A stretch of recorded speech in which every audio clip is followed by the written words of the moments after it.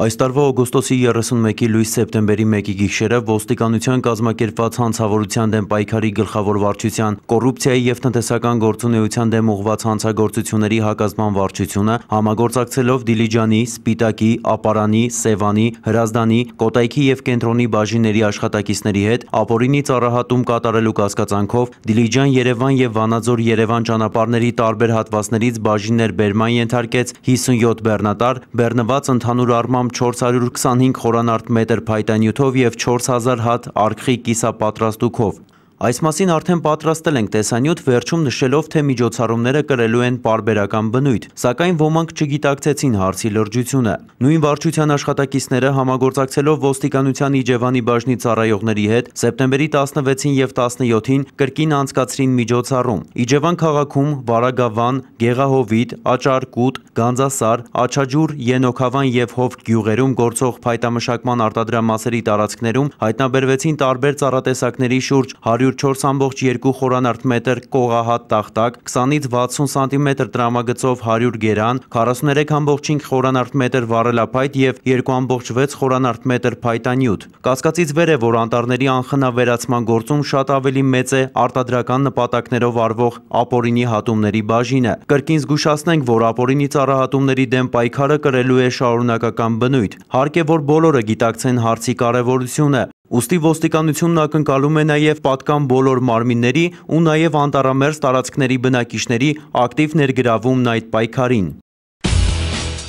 Ըստ ոստիկանության օպերատիվ հաղորդագրությունների ամփոփագրերի սեպտեմբերի 18-ից 22-ն ընկած ժամանակահատվածում հանրապետությունում արձանագրվել է սպանության և սպանության փորձի մեկական դեպք, որոնք բացահայտվել են։ Արձանագրված մարմնական վնասվածք հասցնելու 55 դեպքից բացահայտվել է 50-ը, կողոպուտի 4 դեպքից 2-ը։ Բացահայտվել է գողության 20, խարդախության 11, խուլիգանության 6, յուրացման 3, ապօրինի ծառահատման 2, դրամանենգության և համակարգչային հանցագործության մեկական դեպք։ Նախկինում կատարված հանցագործություններից բացահայտվել է մարմնական վնասվածք հասցնելու 4, խարդախության 3, կողոպուտի և գողության մեկական դեպք։ Անցած 4 օրվա ընթացքում հանրապետությունում արձանագրվել է ճանապարհատրանսպորտային 34 պատահար, ինչի հետևանքով 3 մարդ զոհվել է, 40-ը ստացել տարբեր աստիճանի մարմնական վնասվածքներ։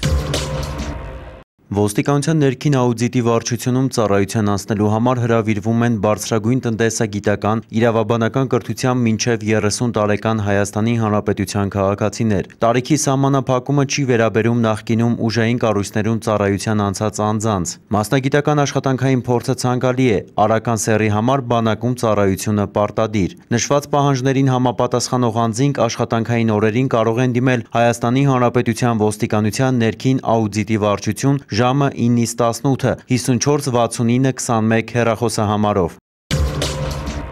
Ոստիկանության կենտրոնականի բաժնի կողմից որպես անհայտ կորած որոնվում է 1977 թվականին ծնված Նելի Հարությունյանը, որը օգոստոսի 21-ին աշխատանքի վայրից դուրս է եկել և չի վերադարձել։ Ովքեր որևէ տեղեկություն ունեն Նելի Հարությունյանի գտնվելու վայրի վերաբերյալ, խնդրում ենք դիմել ոստիկանության կենտրոնականի բաժին կամ զանգահարել 53 0202, 52 0202, 57 0276 հեռախոսահամարներով։ Որպես անհայտ կորած որոնվում է Երևան քաղաքի բնակիչ 1998 թվականին ծնված Էվելինա Գեորգիի Կարագաշյանը, որը սեպտեմբերի 21-ին ժամը 12-ի սահմաններում դուրս է եկել տնից և չի վերադարձել։ Էվելինա Կարագաշյանի գտնվելու վայրի վերաբերյալ տեղեկություն ունեցողներին խնդրում ենք դիմել ոստիկանության Նոր-Նորքի կամ մոտակա բաժին կամ զանգահարել 63 28 64 հեռախոսահամարով։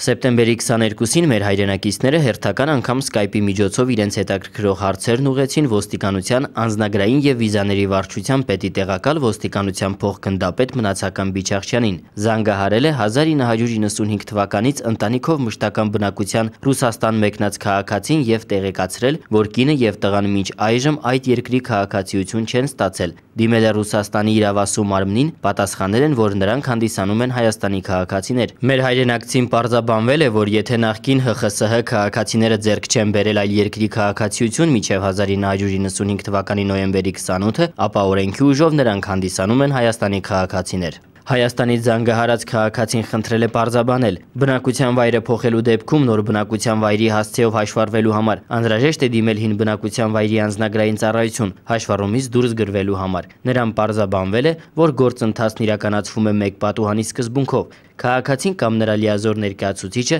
ներկայանում է նոր բնակության վայրի անձնագրային ծառայություն, ներկայացնելով օրենսդրությամբ սահմանված փաստաթղթերը։ Դրանք պատշաճ լինելու դեպքում 3 աշխատանքային օրվա ընթացքում իրականացվում է անձի հաշվառումը, հանելով նախկին բնակության վայրի հաշվառումից, իսկ եթե անձը Արական Սեռի զինապարտ քաղաքացի է, ապա նրա նոր բնակության վայրում հաշվառումն իրականացվում է տարածքային զինվորական կոմիսարիատի կողմից, զինվորական հաշվառման վերաբերյալ նշում կատարելուց հետո։ Հաջորդ ուղիղ կապը տեղի կունենա սեպտեմբերի 29-ին, Երևանի ժամանակով ժամը 11-ից 13։ Հայաստանի Հանրապետության ոստիկանության Skype-ի հասցեն Armenian Police։ Հարցեր կարելի է ուղղել նաև press@police.am, դիմում @police.am էլեկտրոնային հասցեներին։